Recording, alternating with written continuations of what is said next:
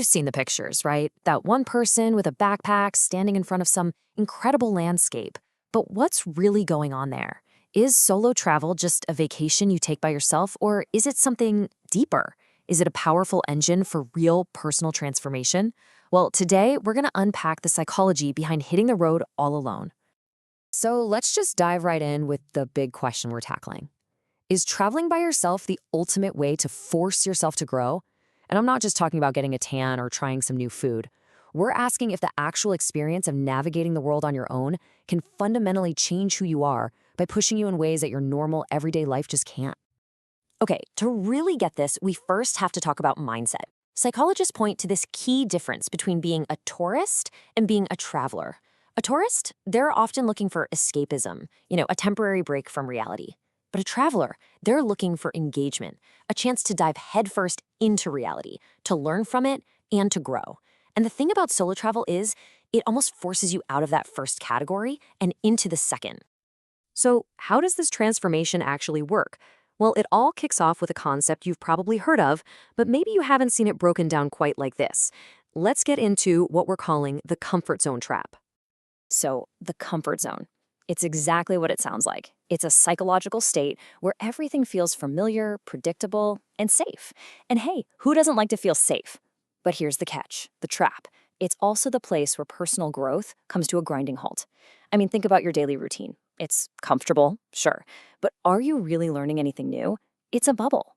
And real growth, that only happens when you decide to step outside of it. And this right here, this is the roadmap out of that bubble. It's a journey in 4 stages. You start in the comfort zone, obviously, but to get to real growth, you have to go through the fear zone first. There's no skipping it. It's only by pushing through that fear that you get to the learning zone, and then finally, the growth zone. This isn't one giant leap. It's a process. And that second step, that's the tough one. The famous psychologist Abraham Maslow put it perfectly. Growth isn't something that just happens to you. It's an active choice. You have to consciously decide to move forward, away from what feels safe, and you have to confront what scares you. And it's not a choice you make just once. As he says, you have to choose it, and you have to overcome that fear again and again. So let's talk about that critical and, often pretty terrifying next step. This brings us right to section 2, stepping into the fear. This is where the real work of traveling solo really begins. Now, here's the most important thing to get about the fear zone. It's not a sign you're failing. It's actually a sign you're on the right track. It's that uncomfortable, uncertain space where your confidence tanks, you start making every excuse in the book not to go forward. But it's also the mandatory gateway to the learning zone. Getting through this part, that's the whole ballgame. And what does this fear actually look like when we're talking about solo travel? Well, it probably looks pretty familiar. The fear of being truly, deeply lonely. Huge concerns about safety, especially for women travelers. The anxiety of getting completely lost or, having to deal with a missed flight or a stolen wallet all by yourself. These are the very real fears that keep so many of us glued to our comfort zones. But here's what happens when you actually push through. I love this quote from a solo traveler named Wendy.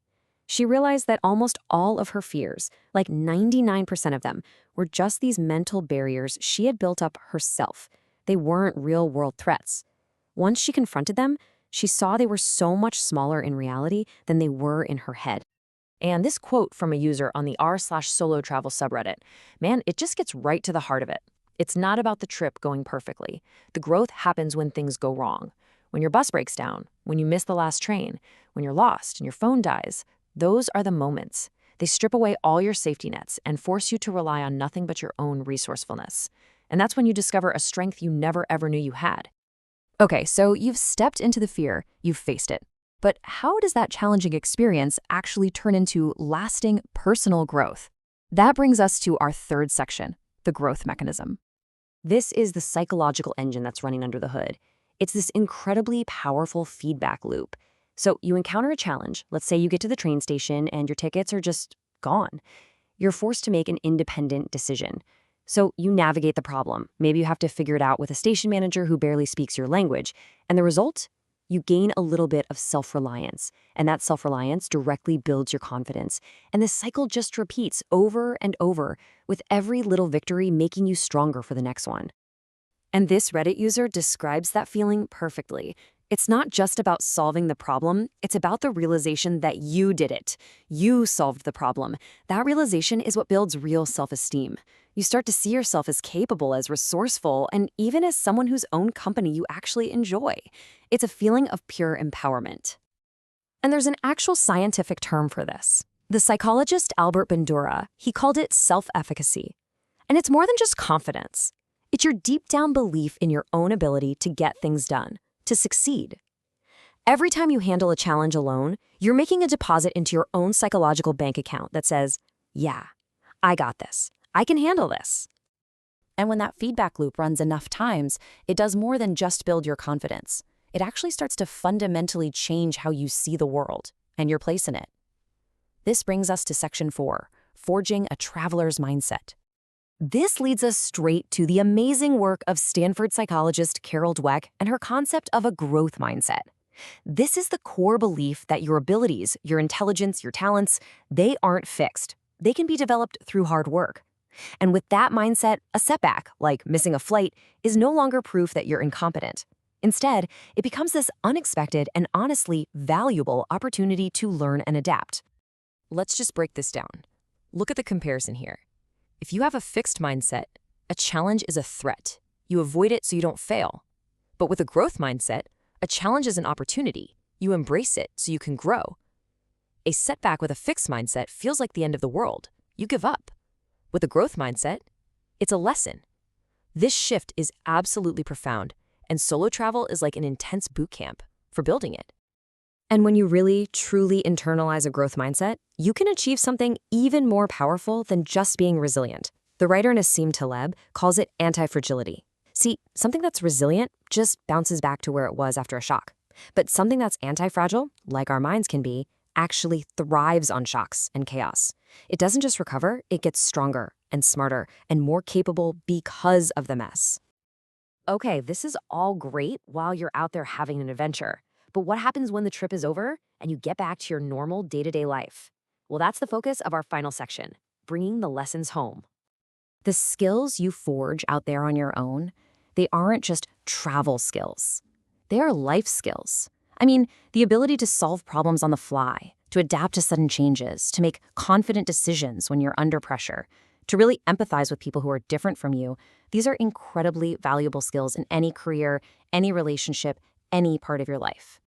But, and this is really important, we need to add a little nuance here.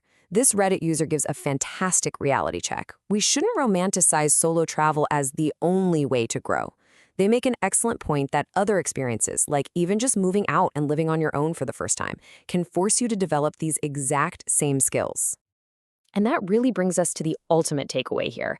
The magic isn't actually in the plane ticket. The magic is in the intentional act of leaving your comfort zone, whatever that looks like for you. It's about choosing growth over safety over and over again. The goal isn't to be the perfect, flawless traveler. The goal, as someone once said, is progress, not purity. Every single small step you take outside of that bubble counts. So, as we wrap this up, let's reframe that question we started with. Maybe the most important question isn't where you'll go on your next big trip. Maybe the real question is this. Whether it's at home or halfway across the world, what comfort zone, big or small, are you going to choose to leave behind next?